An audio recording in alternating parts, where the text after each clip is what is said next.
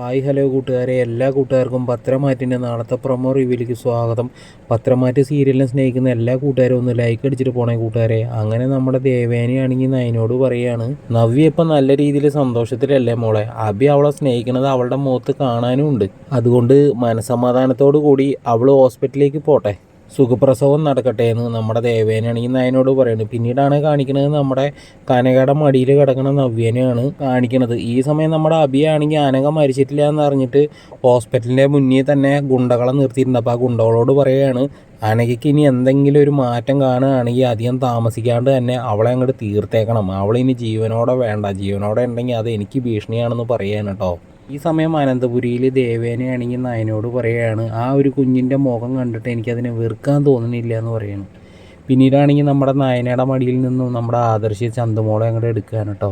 അപ്പോൾ എല്ലാവർക്കും ഈ ഒരു പ്രൊമോ റിവ്യൂ ഇഷ്ടമായിരുന്നെങ്കിൽ ഒന്ന് ലൈക്ക് അടിച്ചിട്ട് പോകണേ കൂട്ടുകാരെ. സബ്സ്ക്രൈബ് ചെയ്യാത്ത ആൾക്കാരൊന്ന് സബ്സ്ക്രൈബ് ചെയ്തൊന്ന് സപ്പോർട്ട് ചെയ്യണേ.